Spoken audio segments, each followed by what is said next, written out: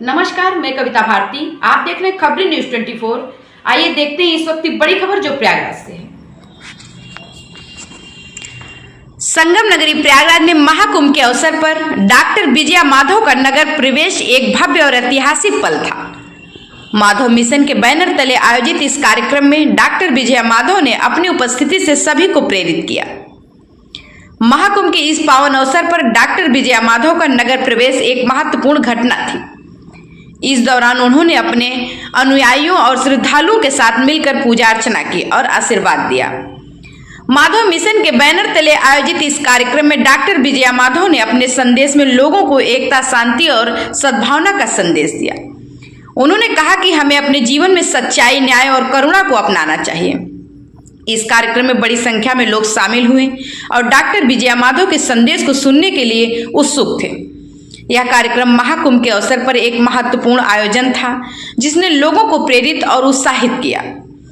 सातवां संप्रदाय एवं सातवां धर्म को आगे बढ़ाने के लिए गीता ज्ञान यज्ञ का शुभारंभ। संगम नगरी प्रयागराज महाकुंभ में डॉक्टर विजया माधव का हुआ नगर प्रवेश। माधव मिशन के बैनर तले अनुयायियों एवं श्रद्धालुओं ने फूलमाला पहनाकर जोरदार स्वागत व अभिनंदन किया। वहीं पर महाकुंभ में आए देश विदेश से साधु संत महात्माओं ने सनातन धर्म को आगे बढ़ाने के लिए तरह तरह के यज्ञ और अनुष्ठान कर रहे हैं। पत्रकार से वार्ता के दौरान डॉक्टर विजया माधव ने कहा, सातवां संप्रदाय व सातवां धर्म को आगे बढ़ाने के लिए गीता ज्ञान यज्ञ करने का संकल्प लिया। श्रद्धालुओं से अपील किया है कि वह संगम में आए, आस्था की डुबकी लगाएं और गीता ज्ञान यज्ञ में सहभागी बने और पुण्य कमाएं। प्रयागराज से एसएम रजा की खास रिपोर्ट। लायनवादिता नहीं है। अर्जुन को उन्होंने इस संसार में रहकर, समाज में रहकर, परिवार में रहकर ही कैसे प्रवृत्ति में निवृत्ति लानी है। पद्म पत्र मिवाम वसा, जो कीचड़ का कमल जो होता है, कीचड़ से बाहर कमल नहीं हो सकता। कीचड़ भी होनी जरूरी है। गंदगी है समाज में, लेकिन समाज, उस गंदे समाज में हम काम भी कर रहे हैं और समाज को ये संदेश दे रहे हैं कि कमल खिलेगा तो इसी कीचड़ से खिलेगा, तुम में से ही खिलेगा, क्योंकि उसका अंश ममेवांश का है ना, उसका अंश तुम्हारे अंदर है और वो अंश है तो वो सत्यचित आनंद स्वरूप है, उसका स्वरूप ही आनंद स्वरूप है। तो हम दुखी सब क्यों हैं? हम दुखी हैं अज्ञान के कारण।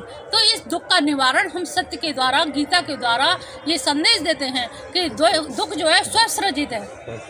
भगवान ने किसी को दुख नहीं दिया है, आपका अपना बनाया हुआ दुख है। तो हम दुख से कैसे मुक्ति पाएं? अगर कृष्ण की शरण में जाएंगे तो हमें उनसे मुक्ति मिलेगी निस्संदेह। ये आज आपका आगमन यहाँ शिविर में हुआ है, आगे का क्या कार्यक्रम रह गया? आने वाले श्रद्धालुओं को क्या कहना चाहेंगे आप? मेरा आगे का कार्यक्रम कल से परसों जैसी व्यवस्था यहाँ हो जाती है, 5 बजे से 7 बजे तक का गीता पे प्रवचन रहेगा और श्रद्धालुओं को यही संदेश देना है कि जो इधर उधर भटक रहे हैं और जिनका चित्त दिग्भ्रमित रहता है, मन को अशांति होती है, वो काहे के लिए भटक रहे हैं? कामनाओं की पूर्ति के लिए। पुत्र हो जाए, बेटी का विवाह हो जाए, मकान बन जाए, नौकरी मिल जाए, लेकिन फिर क्या? कुछ भी नहीं। नौकरी भी चली जाती है 60 के बाद में, बच्चे भी शादी होके चले जाते हैं, सब कुछ चला गया, फिर आप खाली हाथ, फिर आपको लगता है अब कहाँ जाए। तो उनको ये बताना है कि जो कार्य करने हैं, ड्यूटी फॉर ड्यूटी करिए, कर्तव्य के लिए कर्तव्य करिए, ना कि कर्तव्य में इतना आसक्त मत हो जाइए कि आपको प्रायश्चित हो कि हमारा पूरा जीवन बर्बाद हो गया बच्चों की वजह से। बच्चों को कोसिए मत, वो आपकी ड्यूटी थी। बच्चे पैदा हुए, उनको बड़ा करना, पढ़ाना, उनका घर गृहस्थी बसाना, वो ड्यूटी थी। ड्यूटी को ड्यूटी समझ के करें और बाकी तो उसी परिवार में रह करके अपनी साधना भी। जैसे पैरों से आप लोग खड़े हैं ना, कहाँ खड़े हैं? जमीन पे। और ये क्या है? ब्रह्मरंध्र जो है, ये हमारा ईश्वर पे जुड़ा रहना चाहिए। ये ऊपर की जो शिखा है ब्रह्मरंध्र जो है, ये ब्रह्म से जुड़ा रहना चाहिए। तो हम चलते जमीन पे हैं, जमीन पे चलते भी रहें, लेकिन हमारी जो साधना है, जो विचारधारा है, जो आध्यात्मिकता है, वो चेतना है, जो धार्मिक चेतना है, वो अध्यात्म से, कृष्ण से जुड़ी रहे। क्योंकि कृष्ण को ही ईशावास्योपनिषद में भी कहा है, पूर्णमद पूर्णमिदम पूर्णात् पूर्णमुदच्यते पूर्णस्य पूर्णमादाय पूर्णमेव शिष्यते कृष्ण ब्रह्मै शाश्वतम। ब्रह्म वैवर्त पुराण में कहा गया, ईश्वर परम सच्चिदानंद विग्रह अनादिरादि गोविंद सर्व कारण कारणम। जब सारे वेद उपनिषद वैदिक वांग में, मैंने तो डिलीट की है धर्म के ऊपर ही, पीएचडी की है, तो सारे वैदिक वांग में पढ़ने के बाद में निचोड़ यही निकला, सारे उपनिषदों का निचोड़ यही निकला कि केवल कृष्ण को ही एक ही साध है, सब सद है। और हम क्या है, भटकने में जीवन गुजारते हैं। तो आने वाले श्रद्धालुओं को भी यही संदेश दूंगी कि भटको नहीं, रोको, ठहरो। माधव का मतलब है माधव, भागो मत। वैसे तो लक्ष्मीपति होता है, लेकिन मैं परिभाषित करती हूँ कि दौड़ो मत, भागो नहीं, बैठो, ठहरना जानो।